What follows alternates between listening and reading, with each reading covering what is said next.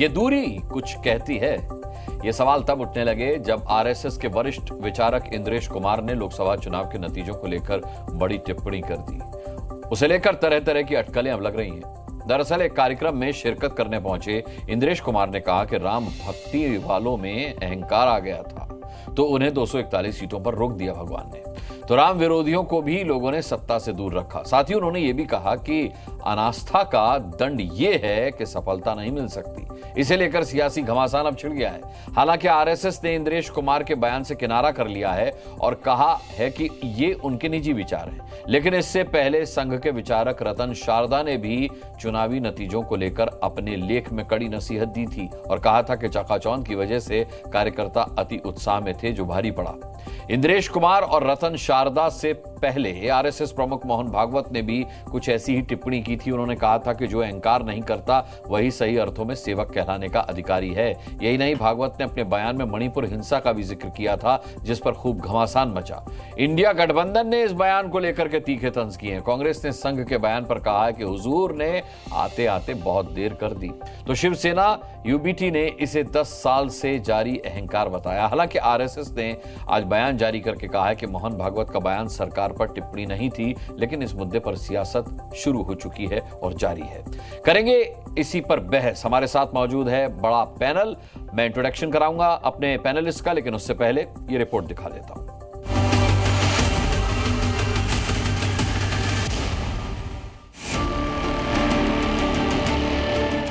राम की भक्ति की और धीरे धीरे अहंकार आ गया, उस पार्टी को सबसे बड़ी पार्टी घोषित किया। मर्यादा का पालन करके जो चलता है वो कर्म करता है, लेकिन कर्मों में लिप्त नहीं होता, उसमें अहंकार नहीं आता कि मैंने किया। जनता ने अहंकार को रोक दिया है, पूरी तरह से पराजित नहीं हुआ है। वो काम आरएसएस को करना पड़ेगा। अब उसका और जो पूरा उसको मत मिलना चाहिए, जो शक्ति मिलनी चाहिए, जो भगवान ने अहंकार के कारण दिया। अब बोलने से क्या फायदा, इंद्रेश जी हो या मोहन भागवत जी हो, कौन सुन रहा है? अब तो मोदी जी ने उनको अप्रासंगिक बना दिया है। अब 1 साल से मणिपुर शांति की राह देख रहा है, आग में अभी तक जल रहा है, त्राही त्राही कर रहा है, कौन उस पर ध्यान देगा? ये संघ परिवार का आंतरिक मामला है, इस पर हमारा टिप्पणी करना उचित नहीं। अहंकार ना नरेंद्र मोदी जी का रहा, ना भाजपा का रहा, ना ही आरएसएस का रहेगा। इसमें स्वयं इंद्रेश जी असफल हो गए, इसलिए वो आरोप, अपने असफल होने का आरोप भाजपा पर लगाते हैं। जिन्होंने राम का विरोध किया उनमें से किसी को भी शक्ति नहीं थी, सब मिलकर नंबर 1 नंबर 2 पर। आप मेहरबानी करके अपना सर्टिफिकेट भाजपा को दीजिए, कांग्रेस को मत दीजिए। हम लोग भगवान राम के पुजारी हैं। राजनीतिक बयानबाजी चलती रहती है। राम सबके हैं, राष्ट्र सबका है। चलिए इस पर चर्चा करेंगे ताल ठोक के। मेरे साथ जो मेहमान है आज उनका मैं इंट्रोडक्शन करवा दूं। हर्षवर्धन त्रिपाठी होंगे, वरिष्ठ पत्रकार हमारे साथ ए.के. वाजपेयी हैं, प्रवक्ता एलजेपीआर से। हमारे साथ डीके दुबे हैं, राजनीतिक विश्लेषक हैं आप। अजय उपाध्याय कांग्रेस से प्रवक्ता हमारे साथ हैं। हमारे साथ समाजवादी पार्टी से प्रवक्ता घनश्याम तिवारी मौजूद हैं और यहाँ स्टूडियो में मेरे साथ राजनीतिक विश्लेषक संगीत रागी जी मौजूद हैं। सबसे पहले मैं आप ही का रुख कर लेता हूँ संगीत रागी जी। कांग्रेस की एक टिप्पणी हमने सुनी कि भाई अब जो है क्या फायदा, बहुत देर कर दी हुजूर आते आते, जो करना था मोदी जी ने कर दिया और संघ को दरकिनार कर दिया। क्या संघ को वाकई दरकिनार किया गया? देखिए, ये उनकी टिप्पणी है। मुझे नहीं लगता है कि भारतीय जनता पार्टी ने संघ को दरकिनार कर दिया है। क्या जब मध्य प्रदेश का चीफ मिनिस्टर बना, जिन्हें बनाया गया, क्या वो संघ की उस पर सहमति नहीं थी? या बाकी अन्य जगहों पर, मैं छोटे छोटे चीज़ों को उदाहरण को ला करके नहीं, चूँकि वो बहुत जो है वो अलग विषय हो जाएगा जी। लेकिन मुझे लगता है कि ये राजनीतिक जुगाली है, राजनीतिक टिप्पणी है, इस पर मैं टिप्पणी नहीं करना चाहूँगा। चलिए, कांग्रेस पर आप टिप्पणी नहीं करना चाहेंगे, लेकिन मोहन भागवत साहब के बयान पर क्या वो भी राजनीतिक नहीं है? क्या इंद्रेश कुमार जी का बयान भी राजनीतिक नहीं है? रतन शारदा जी का बयान भी राजनीतिक नहीं है? मैं तीनों पर एक एक छोटी सी टिप्पणी और बहुत जल्दी टिप्पणी करूंगा। इंद्रेश जी को इस बात पर ध्यान रखना चाहिए था कि राष्ट्रीय मुस्लिम मंच उन्होंने बनाया था, हर अपॉइंटमेंट से लेकर के वो मुसलमानों के पैरोकार थे, हर जगह वाइस चांसलर बनाने का हो, ये करने का हो, उनको अपॉइंटमेंट करना। आज मुस्लिम समाज आकर के कितना भारतीय जनता पार्टी को वोट किया है, ये उस पर उनको आत्ममंथन करना चाहिए। क्या ऐसा करना है, क्या ऐसा कारण है कि बेनिफिशियरी होने के बावजूद भी भारत के मुसलमानों ने भारतीय जनता पार्टी को वोट नहीं किया, जबकि वो बेनिफिशियरी रहे सिस्टम के। उनके खिलाफ भारतीय जनता पार्टी ने कुछ भी नहीं किया था। दूसरी बात, मोहन भागवत जी का बयान जो है वो एक परिप्रेक्ष्य देता है। उस परिप्रेक्ष्य में हर स्वयंसेवक, चाहे मैं हूँ, चाहे बनवासी कल्याण आश्रम का काम देखने वाला हो, चाहे विश्व हिंदू परिषद का काम देखने वाला हो, वो भी उस आईने में अपना, उस दर्पण में अपने का मूल्यांकन कर सकता है। और ये बात कांग्रेस पार्टी के लोग जो हैं वो भी कहते हैं कि वो भी राष्ट्र सेवा में लगे हुए हैं, तो उनके लिए भी है, ये राहुल गांधी के लिए भी है मूल्यांकन करने का। जिस प्रकार से वो तू तड़ाक की भाषा यूज करते हैं, जिस प्रकार से वो अपशब्दों का राजनीति में प्रयोग करते हैं, जिस प्रकार से वो कैबिनेट नोट को फाड़ दिया करते थे, तो ये कौन सा अहंकार है? उन सभी लोगों को जो समाज जीवन में काम करते हैं उनके लिए परम पूजनीय सरसंघचालक जी का जो उद्बोधन है वो एक दर्पण की तरह है। वो एक परिप्रेक्ष्य देता है जिसमें आप अपना मूल्यांकन कीजिए। ये कहना कि वो भारतीय जनता पार्टी के नेतृत्व के खिलाफ टिप्पणी थी, मुझे लगता है राष्ट्रीय स्वयंसेवक संघ ने भी इससे किनारा कर लिया है। और हम पहले दिन से ही कह रहे थे कि ये भारतीय जनता पार्टी के खिलाफ टिप्पणी इसे नहीं मानना चाहिए। उन्होंने कहा था मतभेद होना चाहिए, मनभेद नहीं होना चाहिए। ये पहली बार नहीं है। विपक्ष को आप विपक्ष की तरह, प्रतिपक्ष की तरह देखिए, दुश्मन की तरह मत देखिए। आज जरा देखिए तो प्रधानमंत्री नरेंद्र मोदी शपथ ग्रहण समारोह करते हैं और राहुल गांधी दिल्ली में रहते हुए श्रीमती सोनिया गांधी से एक बधाई संदेश तक नहीं आता है। ममता बनर्जी बधाई संदेश नहीं होते। इससे बड़ा राजनीतिक कुसंस्कार की कौन सी प्रथा हो सकती है देश में? यही नवीन पटनायक थे, चुनाव हार गए, लेकिन जब वो शपथ ग्रहण समारोह में आ रहे थे तो भारतीय जनता पार्टी के वरिष्ठ केंद्रीय नेताओं ने उनकी जाकर के अगवानी की, उनको मंच तक ले गया। ये भारतीय राजनीति का संस्कार होना चाहिए था। लेकिन जब ये विपक्ष क्या इनटॉलरेंट नहीं है? एक ही जगह क्या भारतीय जनता पार्टी की ही सरकार है क्या? वो भी तो कर्नाटक के अंदर आपने देखा होगा कि कांग्रेस पार्टी की सरकार है, तेलंगाना में कांग्रेस पार्टी की सरकार है, आम आदमी पार्टी की पंजाब में है। तो ये टिप्पणी उन सभी के लिए है। वहां पर तो प्रतिपक्ष भारतीय जनता पार्टी है, लेकिन रागी जी, मैं लौटूंगा आप बंगाल के अंदर किस प्रकार से हजारों कार्यकर्ताओं को वहां पर टीएमसी जो है वो टॉर्चर कर रही है, 25,000 से ज्यादा लोग भाग गए हैं। ये भी उनको टिप्पणी नहीं है। बहस का मुद्दा संघ की टिप्पणियां हैं, नहीं, मैं उसी टिप्पणी को संदर्भ में ला करके रख रहा हूं। अजय उपाध्याय जी को मैं डिबेट में लाना चाहूंगा। डॉक्टर अजय उपाध्याय हमारे साथ हैं। अजय उपाध्याय जी, इंद्रेश कुमार की टिप्पणी पर या मोहन भागवत साहब की टिप्पणी पर आप लोग बलिहारी जा रहे हैं, लेकिन इंद्रेश कुमार जी की टिप्पणी इंडिया गठबंधन पर भी है, राम भक्तों पर भी है और राम विरोधियों कहकर उन्होंने इंडिया गठबंधन को भी निशाने पर लिया है। कहा है कि जो राम को नहीं मानते थे उन्हें 234 पर रोक दिया और जिनमें अहंकार आ गया था उनको 241 पर रोक दिया। यहां वो बीजेपी की बात करते हैं, वहां पर पूरे इंडिया गठबंधन की बात करते हैं, तो निशाने पर तो आपको भी लेते हो। जी, भागवत साहब हो या इंद्रेश जी हो, दोनों आरएसएस के सम्मानित नेता हैं और भाजपा को बनाने में, आरएसएस को एक संगठन इतना बड़ा बनाने में रियल बात है उनका अपना रोल रहा है। उनकी अपनी एक दृष्टि है, उनके सोचने का अपना एक तरीका है। आरएसएस के लोगों का भी अपना है और गांधी के समर्थकों का भी अपना है। राम भक्त की बात जहां तक उन्होंने की है, इस बात को भी जानते हैं कि आस्था, राम के प्रति आस्था सबकी है, आज भी है, कल भी है और रहेगी और थी। जहां तक बात अहंकार की है, अहंकार के शहंशाह को उन्होंने मर्यादा का जरूर एक ज्ञान देने का प्रयास किया है, पर वही कहावत है ना, अब क्या होत पछतावे जब चिड़िया चुग गई खेत। अब नहीं रहा कुछ भी। जो सच्चाई है सबको पता है, भाजपा के अंदर और भाजपा के बाहर जिस तरह से दो लोगों की सरकार जो है पूरे देश को और कहीं ना कहीं संगठन को भी बर्बाद करने का काम किया। चले थे वो कांग्रेस मुक्त भारत बनाने और भाजपा को जो है कांग्रेस से युक्त बनाया। 111 सांसद आज भाजपा में जो है कांग्रेस के लोग हैं। तो तो भाजपा के लोगों का भी दर्द है कहीं ना कहीं इसमें, और आरएसएस भी कहीं ना कहीं इस बात को समझती है। जिस वैचारिक आधार को आरएसएस प्रमोट करती है, ये भी सच है कि मोदी जी शुरुआती दौर में उसको जरूर आगे बढ़ाने का काम किए, और वही आज भस्मासुर हो रहे हैं। क्योंकि उस पेड़ को, वो भी कहावत आपने याद रखी होगी कि जब पेड़ आपने बबूल का बोया है तो कहां से उसमें दशहरी आम फलेगी। नफरत हिंसा के माहौल में उस विचार के आधार पर, लेकिन आम का सीजन चल रहा है तो आपने फूल की जगह आम लगा दिया, दशहरी आम लगा दिया। दशहरी अच्छा, कहावत है कि भाई 10 सेकंड फूल कहां से, और ज्यादा नहीं मैं बोलूंगा, बोए पेड़ बबूल का तो फूल कहां से हुए, कहावत ये थी, आपने फूल की जगह दशहरी आम लगा दिया। चलिए, वही है, मैंने मौके की नजाकत को देखते हुए आपने सही बदलाव किया, आगे है, सही संशोधन किया है। सिर्फ 10 सेकंड हमको दीजिएगा जी। मणिपुर का 10 सेकंड सिर्फ, मणिपुर का दर्द उन्होंने बताया है, तो कांग्रेस के लिए और बाकी विपक्ष के लिए नहीं। हम तो 1 साल से कह रहे थे कि मणिपुर जल रहा है, कितनी परेशानियां हैं। पहले भी हमने कहा किसानों की परेशानियां आरएसएस के लोगों ने देखा होगा, किसी की जबान पे एक आवाज नहीं आई कि मोदी जी को उस समय रोकें। जिस तरह से महंगाई बेरोजगारी से देश के नौजवान परेशान और आम जनमानस परेशान थी, आरएसएस और आरएसएस के समर्थकों को कभी भी याद नहीं आया। जब उन पे पड़ी है और उनके जड़ पर अब वो मट्ठा डालने का काम कर रहे हैं तो उनको दर्द हो रहा है। अच्छी बात है, पर ये मैं पुनः कहूंगा, एक बात जरूर, हमारे प्रोफेसर साहब हैं, बड़े विद्वान व्यक्ति हैं, उन्होंने जो बात रखी है, भाई शपथ ग्रहण समारोह में बिना न्योता का कोई नहीं जाता है। आपको भी निमंत्रण होता तो आप भी जाते, हमें निमंत्रण होता हम भी जाते। हमारे नेता खड़गे साहब को निमंत्रण गया, वो गए।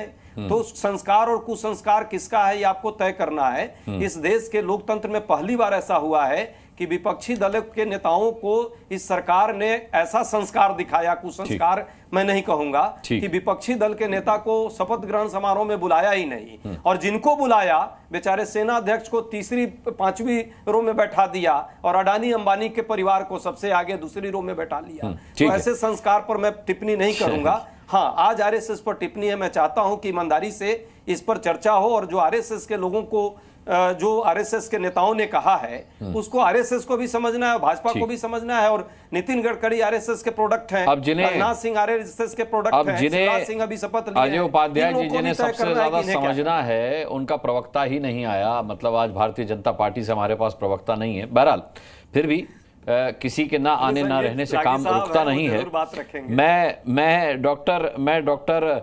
मैं डीके दुबे साहब का रुख करूंगा। डीके दुबे साहब, डॉक्टर अजय उपाध्याय कह रहे हैं कि अब पछताए होत का जब चिड़िया चुग गई खेत। क्या चिड़िया खेत चुग गई है क्या? देखिए अनुराग जी, शायद आप इनको मालूम नहीं है अजय जी को कि संघ काम कैसे करता है। संघ का 3य वर्ष का प्रशिक्षण शिविर लगा हुआ था, उसके अंतिम दिन पर दीक्षांत समारोह होता है। अब क्या इनके अनुसार दीक्षांत समारोह चुनाव से पहले करवा दिया जाता या संघ शिक्षा वर्ग चुनाव से पहले करवा दिया जाता? पहली बात। दूसरी बात यह है कि संघ के सरसंघ चालक, मैं अपना एक प्रकरण बताता हूं। काशी की एक बैठक थी, मैं जम्मू कश्मीर विषय पर काम कर रहा था और उत्तर प्रदेश उत्तराखंड का प्रभारी भी था। तो सभी संगठन में जो लोग काम करते हैं उनको सबको उनकी एक बैठक थी। ये बात है 2017-18 की। उस समय सरसंघ चालक जी ने मंच से कहा कि राजा नुहुस नहीं हो जाना है तुमको, क्योंकि संगठन चला रहे हो, संगठन का दायित्व तो तुम्हारे पास प्रदेश का है, सबके पास। इसका मतलब ये बिल्कुल नहीं है कि राजा नुहुस हो जाओगे। फिर उन्होंने राजा नुहुस की पूरी कथा सुनाई।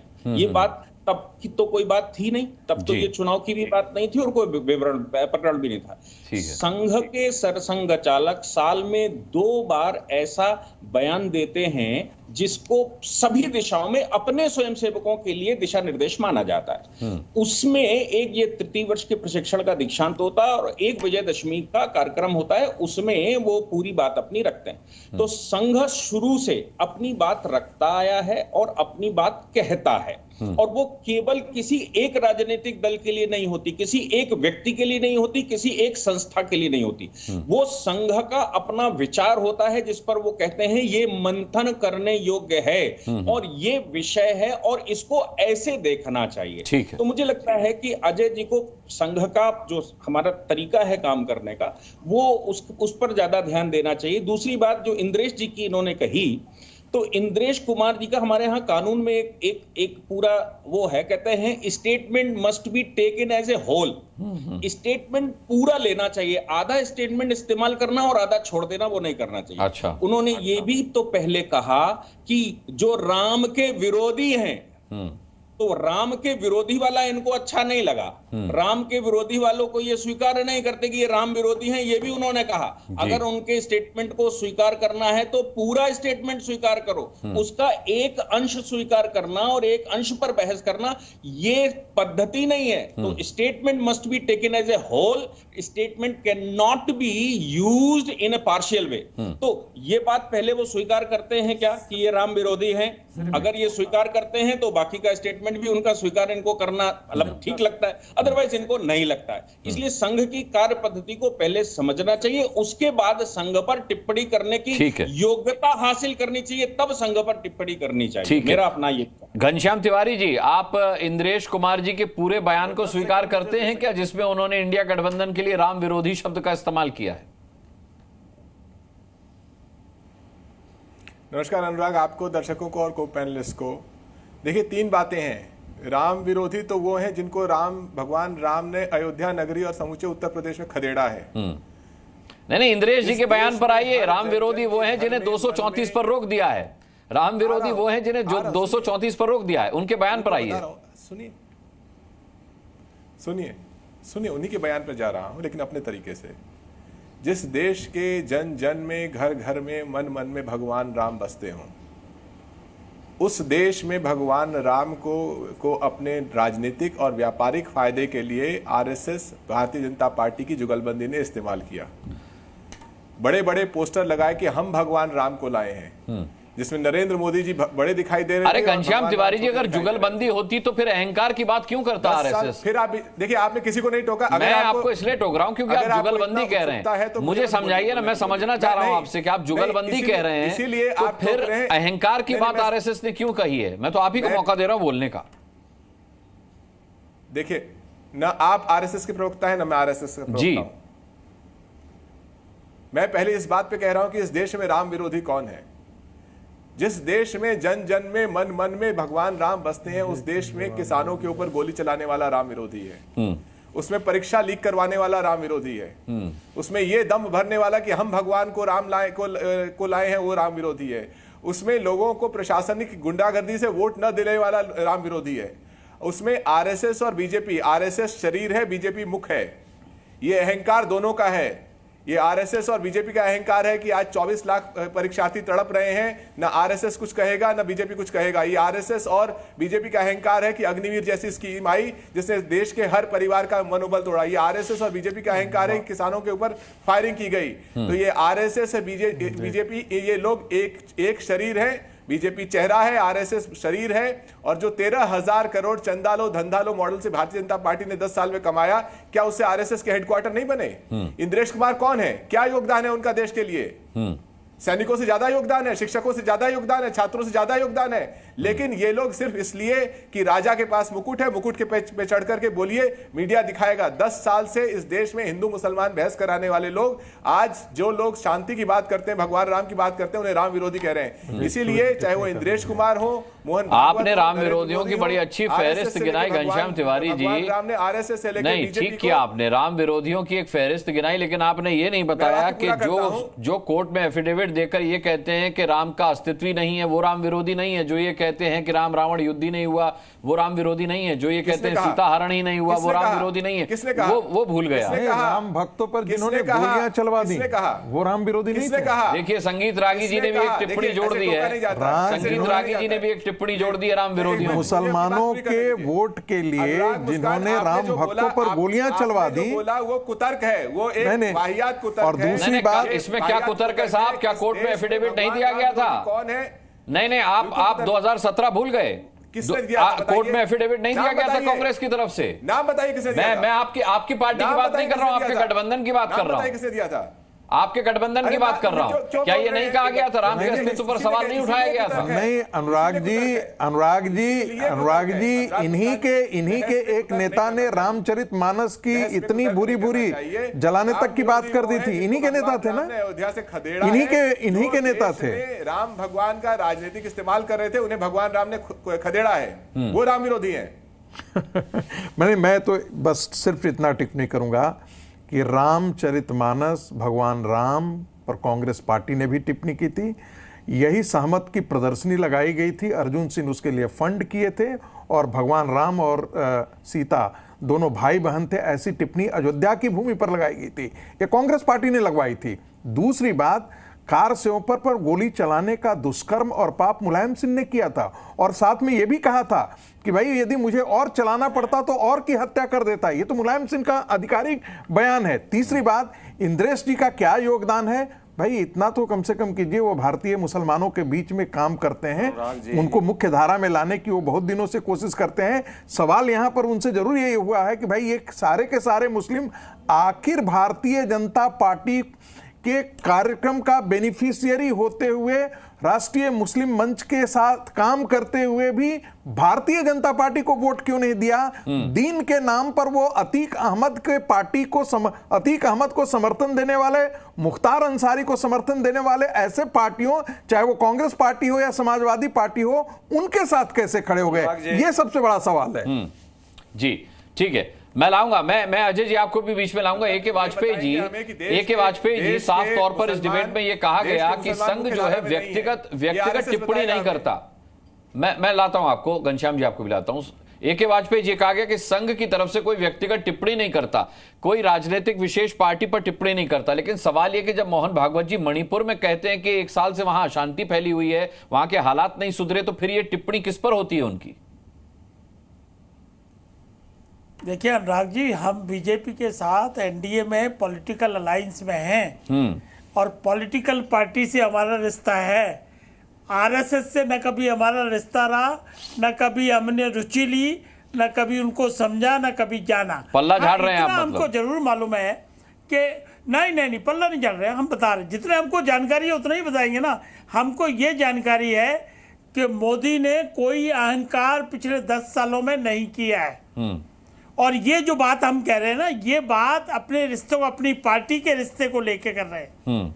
और उसमें एक छोटा सा एग्जांपल मैं आपको देता हूं जी। देखिए 2017 के आसपास सुप्रीम कोर्ट ने दलितों का जो SC/ST एट्रोसिटी एक्ट था उसको सुप्रीम कोर्ट ने डाइल्यूट कर दिया। तो स्वर्गीय रामविलास पासवान जी उस वक्त थे कैबिनेट में, वो फौरन गए उनके पास, मोदी जी के पास, और उन्होंने तथ्यों को रखा।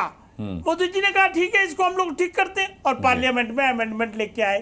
तो मैं कम से कम, मैं जो है, मैंने राजनीति देखी है पिछले 40 सालों से, मैं इस टिप्पणी से बिल्कुल सहमत नहीं हूं, नंबर 1। नंबर 2, ये उनके परिवार का मामला है, मुझे अख्तियारात भी नहीं है कि मैं उनके परिवार के मामले में या तो कुछ राय दूं या कुछ बोलूं, वो अपने अधिकारों क्षेत्र से बाहर जाने की बात है। लेकिन इसके बाद एक चीज और है कि तीसरी बार प्रधानमंत्री मोदी ने ही शपथ ली है, और पूरे 5 साल ये सरकार चलने जा रही है। जिस तरह से चंद्रबाबू नायडू और नीतीश ने अपना समर्थन बिल्कुल अनकंडीशनल दिया कहा आपने, तो ये अगर विपक्षी लोग इस घात वाजपेयी जी ठीक कहा आपने, और आपने ये भी कहा कि आपके संबंध बीजेपी से हैं, आरएसएस से नहीं है। लेकिन आपके संबंध जिस बीजेपी से हैं उसी के अहंकार पर आरएसएस ने सवाल उठाए हैं। देखिए अहंकार है या नहीं है, ये कौन डिसाइड करेगा? देश की जनता डिसाइड करेगी। देश की जनता ने तीसरी बार प्रधानमंत्री बनाया उनको, तो कैसे इस बात को कहो? देखो, जब सरकार चलाते हैं और 10 साल में सरकार चला रहे हैं तो कुछ ना कुछ कमियां तो रही होगी। अगर सीटें कम हुई हैं तो उस कमी की वजह से होंगी। और आप तीसरी बार बन गए प्रधानमंत्री, तो उसके बाद उन्होंने कहा है कि और ज्यादा स्पीड से काम करेंगे। रोड मैप 2047 तक का बनाया हुआ है। देखिए, ये टिप्पणियों से, किसी व्यक्ति के करने से हमको, अलायंस को कम से कम कोई फर्क नहीं पड़ता है। हम अपना आकलन अपने आप करते हैं। हमारा जो एक्सपीरियंस है बीजेपी के साथ, इनके नेताओं के साथ, वो बिल्कुल सर्वमान्य हर तरीके से। हमें इस पर कोई टिप्पणी करने का अधिकार बिल्कुल नहीं। ठीक है। मैं अब अजय उपाध्याय आपको डिबेट में लाता हूं। आप क्या कहना चाह रहे थे, ये भी बताइए। देखिए, 2-3 बातें हैं। अभी हमारे दुबे जी ने एक बड़ी विचार पद्धति की बात की है, विचारधारा की बात की है। वाकई आरएसएस की विचारधारा को इस देश में पढ़ने की बहुत जरूरत है भी नहीं, और विचारधारा है भी कुछ नहीं। नफरत फैलाओ देश में, मोहब्बत को बांटो लोगों को आपस में, और सियासत में आओ। राष्ट्रवाद के नाम पे जो विभाजनकारी राष्ट्रवाद का तथाकथित जो खेल है वो सबने देखा है। हम भी पढ़ने वाले ही हैं, कोई अनपढ़ नहीं है। बस ये है कि हम वैसे विचार को नहीं पढ़ते हैं, हम गांधी के विचार को पढ़ते हैं, जो शांति, सौहार्द, सहानुभूति, संवेदना की बात करता है और समाज को सभी सर्वधर्म समभाव और वसुधैव कुटुंबकम की जो अवधारणा इस देश में है, जो राष्ट्रवाद को बनाता है राष्ट्रवाद, जिस तरह से बहुलतावादी समाज और उदारवादी समाज की परिकल्पना करता है, जो हमारे देश के इस संविधान में उसको उद्धृत किया गया है, हम इसकी बात करते हैं और इसी पर हम आगे बढ़ते हैं। आरएसएस के लोग तो इसको भी नहीं मानते, इस संविधान को भी नहीं, इसको भी हटाने की बात करते हैं। आज जानते हैं अनुराग जी क्या मामला हुआ है, जिस तरह से उत्तर प्रदेश में खेल हुआ है और उस खेल के बाद बौखलाई हुई भाजपा और आरएसएस के बीच अंतरकलह क्यों आया है। भाजपा के लोग चाहते थे कि पार्लियामेंट्री पार्टी का इनका जो बैठक हो और उसमें मोदी जी माइनस करके प्रधानमंत्री का अपना नेता वो चुने, नेता चुनने नहीं दिया मोदी जी ने, अहंकार वहां था। और नीतीश कुमार और नायडू जी को 1/3 प्रधानमंत्री हैं, ये 3 NNN है, तो उनको मिला करके और अचानक एनडीए का मीटिंग करके मामले को तहस नहस कर दिया। अब वो लड़ाई कहीं ना कहीं अंतरकला में थी, वो बाहर आ रही है। हाँ, ये भी बात है, जब मूर्ति स्थापना की प्राण प्रतिष्ठा की बात थी, भागवत साहब जरूर गए थे, लेकिन भागवत साहब का क्या किस तरह से वहां रोल था सबने देखा था। इंद्रेश जी ने जो बात कही है भगवान राम में आस्था रखने वाले, तो क्या शंकराचार्य जी ने उसका उस समय जो टाइमिंग थी उस टाइमिंग को लेकर विरोध किया, पूरा नहीं बना है वो मंदिर, समय बाद में शंकराचार्य जी ने यू-टर्न भी मार लिया था, बाद में शंकराचार्य जी ने बयान बदल भी लिया। नहीं, वो शंकराचार्य जी ने आज भी नहीं आज भी नहीं बदले हैं। जो ज्योतिष मठ के शंकराचार्य जी हैं आज भी उनके वही बयान है। मुक्तेश्वरानंद जी की बात कर रहा हूं मैं गलत टाइमिंग के कारण भगवान राम भी नाराज हुए और वो नहीं, उन्होंने अभी तक वही स्टैंड है उनका, कहीं स्टैंड चेंज नहीं हुआ है। उस समय जो तत्कालिक टाइमिंग थी वो टाइमिंग ठीक नहीं थी, अभी भी मंदिर पूर्ण रूप से निर्मित नहीं हुआ है। और तीसरी बात, जो चंदे का धंधा किया वहां पे लोगों ने, क्या इससे यहाँ का पैनल कोई भी संतुष्ट होगा? मुझे नहीं लगता। संगीत रागी साहब भी विद्वान आदमी है, वो भी ठीक होंगे कि भाई राम के नाम पे कोई चंदा ले, चंदा खाए, और हुआ है तो सबने देखा ट्रस्ट में। वहां पे प्रॉपर्टी डीलर बन गई थी पूरी एक बड़ी टीम भाजपा की, तो ये सारे वैचारिक आधार पर आपस में भी रहे हैं। दूसरी बात, जिस तरह से राम के आस्था को लेकर के और राम पर जो आपने भी बात कही, मुझे आप पर भी ये बात आपत्ति है और संगीत रागी जी पर भी, कांग्रेस पार्टी का कहीं भी अधिकृत ऐसा कोई बयान बताइए और हो तो आप दिखाइए। सितंबर 2007 में जो हलफनामा दिया गया था, मैं उसके आधार पर बात कर रहा हूं। सितंबर 2007 में कोर्ट में जो हलफनामा दिया गया, गलत बोल रहे हैं आप, गलत बोल रहे हैं। कांग्रेस पार्टी ने कभी ऐसा हलफनामा दिया ही नहीं है, ये आप गलत बोल रहे हैं। बताइए, 2024 के चुनाव के प्रचार तक प्रधानमंत्री और योगी आदित्यनाथ ये कहते रहे, तब आपने इसका विरोध नहीं किया? फिर दिखाइए अपने दर्शकों, तब आपने इसका विरोध नहीं किया? आप एक वरिष्ठ पत्रकार हैं, आप मुस्कान, मैं तो आपको महीना और साल भी बता रहा हूं, तारीख आप बता दीजिए, तारीख आप बता दीजिए। प्रचार करने के आप सहभागी नहीं बने और व्हाट्सएप यूनिवर्सिटी का आप कम से कम, ये व्हाट्सएप यूनिवर्सिटी पर नहीं है सर, कोर्ट में दिया गया हलफनामा व्हाट्सएप यूनिवर्सिटी का डॉक्यूमेंट नहीं होता है। नहीं, जी न्यूज के पास होगा। पूरी जिम्मेदारी से बात कर रहा हूँ। चलिए, हर्षवर्धन त्रिपाठी भी हमारे साथ हैं, आप दिखाइए। ठीक है, नहीं आप दिखाइए। नहीं, मैं इस वक्त जो पर्चा लेके बैठा हूं उसमें सिर्फ आप लोगों के नाम लिखे हुए हैं। 10 सेकंड, ठीक है। हर्षवर्धन त्रिपाठी भी हमारे साथ हैं। हर्षवर्धन त्रिपाठी जी, सभी को आपने सुन लिया, क्या वाकई में कांग्रेस पार्टी को गाली देने के लिए? नहीं, हमने कौन सी गाली दी साहब? हमने कौन सी गाली? सही बात नहीं, हमने कोई गाली नहीं दी। यहाँ पर हम बहुत सभ्यता के साथ बात कर रहे हैं और हमेशा करेंगे। ठीक है, पॉलिटिकल एजेंडा उनका है। ठीक है, देखिए, हर्षवर्धन त्रिपाठी जी रह गए, उनको भी ले आने दीजिए अब डिबेट में। सही बात रखिए, वरना नाराज होकर चले जाएंगे। झूठ बोला है, अच्छा बोला है, दिग्भ्रमित किया है और कांग्रेस पार्टी को बेवजह कटघरे में आप लाने का आप कम से कम प्रयास मत कीजिए। अच्छा, आपसे आशा करता हूं। हर्षवर्धन जी, डॉक्टर अजय उपाध्याय के आरोप पर कुछ बोलना चाहेंगे क्या? मैंने महीना और तारीख भी बता दिया, साल भी बता दिया, लेकिन ये कह रहे हैं कि हमें बदनाम करने की साजिश रच रहे हैं आप। अनुराग जी, राम समुद्र सेतु पर लोकसभा के पटल पर अभी यही गवर्नमेंट ने रखा है। मैं समझ गया, हाँ, राम सेतु पर, जी का केंद्र था, उसका जिक्र हम इससे पहले की डिबेट में कर चुके हैं। और मां सीता, आज तो राम विरोधियों की बात हुई तो चर्चा चल निकली, वरना डिबेट आज संघ पर है। जी ठीक है, हर्षवर्धन जी, मैंने बहुत अच्छी बात है। हम भी चाहते हैं कि आरएसएस पर चर्चा हो, लेकिन झूठा तथ्य कांग्रेस के बारे में फैलाना 10 साल से आप लोग फैला रहे हैं, अब मत फैलाइए। अच्छा, ये अक्षम्य है और ये अपराध है। अच्छा, ठीक, हर्षवर्धन जी के नाम पे भी अपराध है, ऐसा मत कीजिए आप।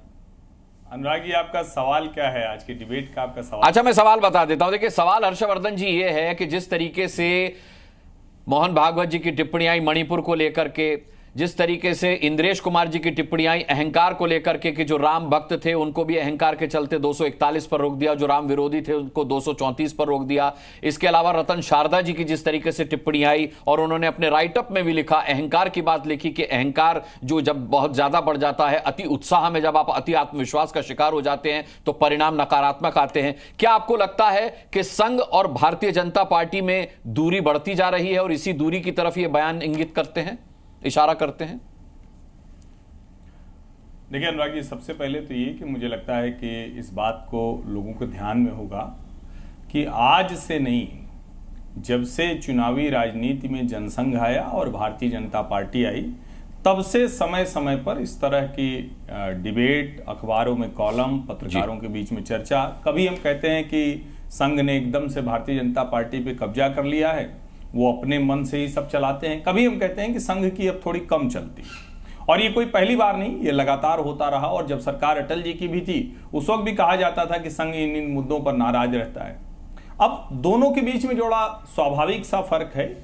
एक तो ये कि इस देश के प्रधानमंत्री की कुर्सी पर राष्ट्रीय स्वयंसेवक संघ का एक प्रचारक बैठा हुआ है, यानी वो प्रचारक जो लंबे समय तक पूर्णकालिक रूप से संघ की ही गतिविधियों में, संघ के ही एजेंडे को, उसी को आगे बढ़ाता रहा। अब वो प्रधानमंत्री की कुर्सी पर है। जो लोग अभी संघ में हैं वो अपना काम अभी भी वही संघ वाला कर रहे हैं। सरकार का काम सरकार करेगी, संघ का काम संघ करेगा।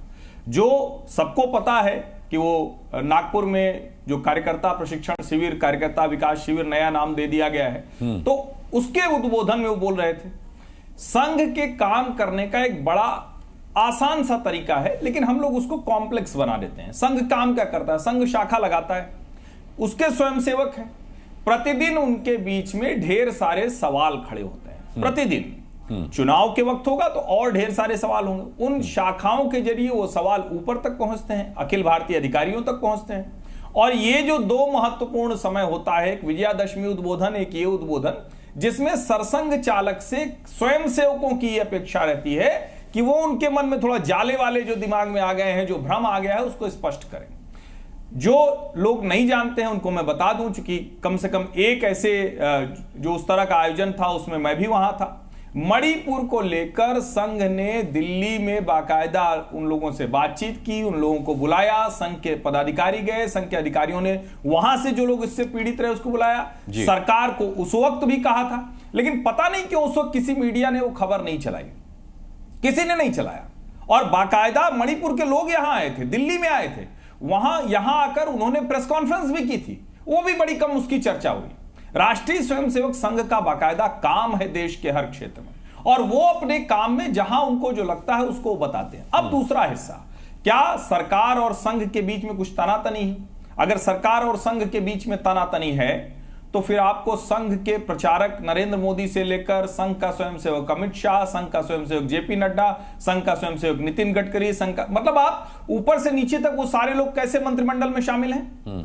और अगर हम ये कह रहे हैं कि संघ ये कह रहा है कि कोर्स करेक्शन करना है, तो उसकी भूमिका अभिभावक की पहले भी रही, बाद में भी रहेगी। लेकिन अगर ये कोई सोच रहा है कि कल से राष्ट्रीय स्वयंसेवक संघ एक राजनीति करने लगेगा, तो न तो पहले किया, और जो बार बार कहा जाता है कि संघ कुछ नहीं करता लेकिन संघ का स्वयंसेवक कुछ नहीं छोड़ता, मुझे लगता है ये देखेंगे तो समझ में आएगा। अब इसमें दो चीजें जोड़ दूं।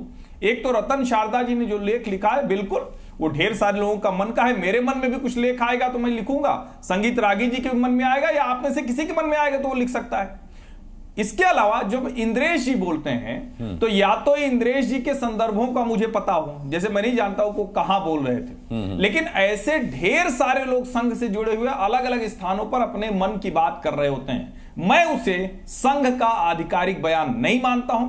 इंद्रेश जी बहुत वरिष्ठ स्वयंसेवक हैं, उनका अपना एक काम है, लेकिन इसे मैं उस तरह से नहीं देखता हूं। निश्चित तौर पर पार्टी को नुकसान हुआ है, बहुत सी चीजें हैं, संघ कुछ चीजें बता रहा है।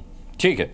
हर्षवर्धन त्रिपाठी जी ने ये कहा, घनश्याम तिवारी जी, कि भाई ये ऑफिशियल बयान नहीं हो सकता। अब सवाल ये है कि रतन शारदा जी का राइटअप ऑफिशियल नहीं हो सकता, इंद्रेश कुमार जी का बयान, उनका पब्लिक में दिए बोला गया बयान ऑफिशियल नहीं हो सकता, मोहन भागवत जी जो कह रहे हैं वो ऑफिशियल नहीं हो सकता, तो फिर ऑफिशियल लाइन है क्या? नहीं, अनुराग जी, मोहन भागवत जी ने जो कहा है मैंने जो बोला उसको ही तोड़ मरोड़ दिया। मोहन भागवत जी का बयान तो मैं वही तो वैसे ही है जैसे शंकराचार्य जी का बयान नहीं, है। तो वही तो मैं कह रहा हूं कि जब वो मणिपुर पर टिप्पणी करते हैं तो टिप्पणी किसके ऊपर होती है? देखिए, मणिपुर की टिप्पणी पर मैं थोड़ा सा इसमें, मणिपुर को आग, मणिपुर में अगर आग संगीत किसने रागी जी लगाया? एंकर हो गए तो अलग बात है, लेकिन अगर मुझे बात करने के लिए कहा गया था तो मैं बात करना चाहता हूं। नहीं, मणिपुर की एक टिप्पणी मैं कर लूंगा, आप ही बात कीजिएगा सर, मैं बीच में हस्तक्षेप नहीं करूंगा। मणिपुर पर बहुत सारी ऐसी ताकतें हैं जिन्होंने उसमें पेट्रोल और माचिस लगाया है, इसलिए ऐसा नहीं है कि वो सिर्फ भारतीय जनता पार्टी पर टिप्पणी थी। आखिर कौन सा ऐसा, उन्होंने एक साल का जिक्र किया संगीत रागी जी, उन्होंने एक साल का, उन्होंने अपने बयान में एक साल बोला है कि एक साल में मणिपुर के हालात नहीं सुधरे। घनश्याम तिवारी जी। अनुराग जी देखिए, मेरा निवेदन है सब लोग अपने समय पर बोले। पहली बात, संघ हो भारतीय जनता पार्टी हो, झूठ का ऐसा पिटारा है जिसका इफेक्ट नेशनल मीडिया में पड़ता है। अभी आपने कहा राम सेतु पर, मैं बताता हूं, ये 14 सितंबर 2007 की रिपोर्ट है, जब ASI भारतीय पुरातत्व सर्वेक्षण संस्थान, उसने सुप्रीम कोर्ट में हलफनामे में कहा था कि राम सेतु के ऐतिहासिक और पुरातात्विक अवशेष होने के कोई वैज्ञानिक प्रमाण नहीं है। ये उनका बयान था जिसको तोड़ मरोड़ करके तमाम विपक्षी दलों पे चिपका दिया गया। यही संघ है, यही भारतीय जनता पार्टी है और यही नहीं, वो बयान, वो नहीं भाई, वो रिपोर्ट थी, वो रिपोर्ट जो है वो कांग्रेस करने दीजिए, प्लीज टोकिए मत, प्लीज टोकिए मत, आप मिसकोट कर रहे हैं, मिसकोट कर रहे हैं, मुझे बात पूरी करने दीजिए। आप अपने समय पर बोलिएगा।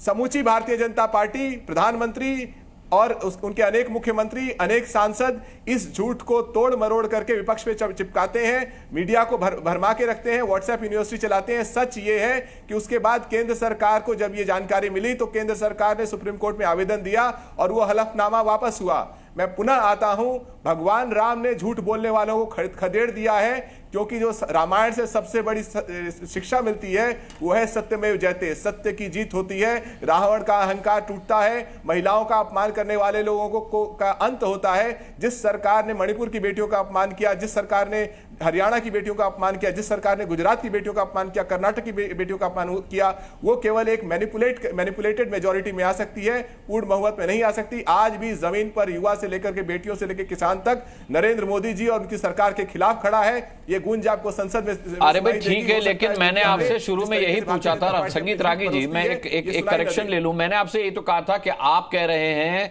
कि रामचंद्र जी ने सजा दी है उनको जिनमें अहंकार आ गया था, जिन्होंने उनके नाम का इस्तेमाल किया, लेकिन बयान में राम विरोधियों का जिक्र भी किया गया है कि 234 पर रुक गए, उसमें आप भी आते हैं। तो या तो पूरा बयान स्वीकार कीजिए या आधा अधूरा तो कम से कम मत कीजिए। नहीं, सबसे पहली बात, मैंने तो आपसे पहला सवाल ही तिवारी जी ये पूछा था। नहीं, सबसे पहली बात तो कि ये जो बात करते हैं अभी, देखिए तिवारी जी, मैंने उसका जवाब दिया था, ये इंद्रेश कुमार या फिर RSS देश के लोगों को सर्टिफिकेट देना बंद करिए। कौन भगवान राम, आप उस आधे सर्टिफिकेट को इस्तेमाल कर रहे हैं सर, आप आधे सर्टिफिकेट को इस्तेमाल कर रहे हैं, आप उसका हवाला दे रहे हैं, और आधा जो आपके विरोध में उससे आप कह रहे हैं कि वो हमें सर्टिफिकेट ना दें।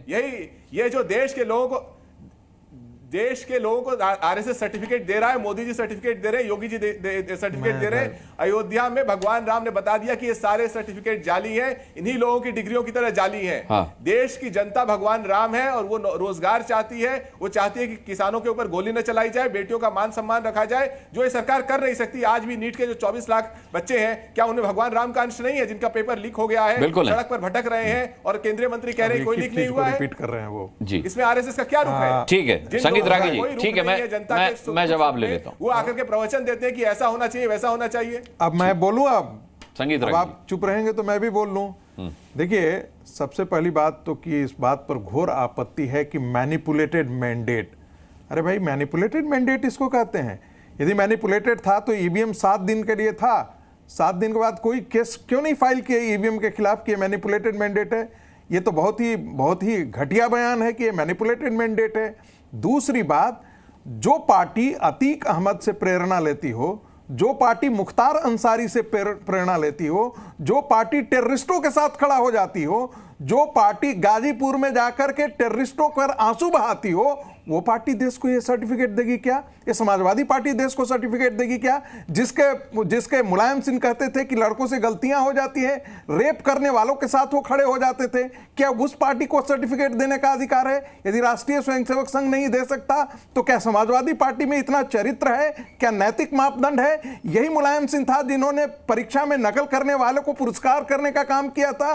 क्या उस पार्टी को चरित्र के बारे में बात करने का अधिकार है? ये मुलायम सिंह की पार्टी को क्या अधिकार है कोई चरित्र बारे में बात करने में? जो पार्टी सारे सीटों जो है वो अपने परिवार तक बांट देती है, 5-5 सीटें कॉन्स्टिट्यूएंसी एक ही परिवार से लड़ता है, उसको इस देश में लोकतंत्र के बारे में बात करने का कोई नैतिक या मोरल अधिकार है क्या? नहीं है। फिर मैं आता हूं मुद्दे पर बात करने के लिए। राष्ट्रीय स्वयंसेवक संघ के परम पूज्य सरसंघचालक जी ने कहा वो राष्ट्र के नाम उद्बोधन था, स्वयंसेवकों के लिए प्रबोधन था, और उसमें हर व्यक्ति अपना आईना देख सकता है। मैं भी देख सकता हूं कि मैं कितना अहंकारी हूं, आप भी देख सकते हैं। अरे कैसी बात करते हैं? क्या राहुल गांधी अहंकारी नहीं है? क्या ममता बनर्जी अहंकारी नहीं है? ममता बनर्जी जो लोगों की जहां हत्याएं हो रही हैं, 25,000 लोग भाग गए, उसके बारे में कोई बात नहीं है। क्या वो उस आईने में आकर के नहीं देख सकते कि मोहन भागवत जी ने क्या कहा है? वो भी तो कहती हैं कि मैं सेवा कर रही हूं। क्या यही सेवा करना होता है क्या कि आपके विचारों से जो नहीं मानता है उसकी हड्डी पसली तोड़ दें, उसके घरों पर बम चलवा दें, उसकी हत्या करवा दें, वहां पर मारपीट करवा दें? क्या ये भाषा है क्या? क्या राहुल गांधी जो जाकर के केरला में माचिस और तिल्ली लगा करके बैठे हुए हैं, राहुल गांधी ये जो बोल रहे हैं कि भाई ये यदि भारतीय जनता पार्टी की सरकार इतनी मैंडेट लेकर के आती तो डोसा बंद हो गया होता, केरला में केरल की भाषा मलयालम भाषा नहीं बोल सकते थे क्या? ये क्या दुष्प्रचार, ये क्या झूठ नहीं है क्या? और हाँ, एक बात जरूर उन्होंने अभी संविधान दिखाया था, कायदे से इस संविधान में राम दरबार होना चाहिए था, जिसका दुष्कर्म कांग्रेस पार्टी ने किया था, उसको हटा दिया राम दरबार को। भगवान कृष्ण का उसमें चित्र होता था। जिस कॉन्स्टिट्यूशन पर कॉन्स्टिट्यूएंट असेंबली का दस्तखत था मेंबर का, उसमें राम दरबार भी था, कुरुक्षेत्र भी था, भगवान महावीर भी थे, भगवान बुद्ध भी थे। इन सारे लोगों को दरकिनार किसने किया? केजीबी एजेंटों के कहने पर कांग्रेस पार्टी ने किया या सीआईए के कहने पर किया? जवाब ले लेते। किन बाहरी ताकतों के आधार पर भगवान राम का, भगवान महावीर का और भगवान बुद्ध का चरित्र जो है उस भारत के संविधान से हटा करके बाहर किया? डॉक्टर अजय उपाध्याय जी। अनुराग जी, इन्होंने स्टॉप लगातार भाषण दिलवाया है, थोड़ा सा बीच में डिस्टर्ब नहीं, ज्यादा नहीं बोले। इन्होंने बड़ा बढ़िया बात कही है, वाकई प्रमाण पत्र। हाँ, ज्यादा नहीं बोले हैं, मात्र 7 मिनट 6.5 मिनट, कोई बात नहीं। नहीं साहब, 2 मिनट भी नहीं बोले। जैसे लोग टेनी, अच्छा कोई बात नहीं। बृजभूषण जी और टेनी जो है, अजय टेनी, चिन्मयानंद, कुलदीप सेंगर जैसे लोगों से ही संगीत जी और भाजपा के लोग प्रमाण पत्र ले तो अच्छा है। ऐसे लोगों को, प्रज्वला के समर्थकों को प्रमाण पत्र इस देश में देना चाहिए।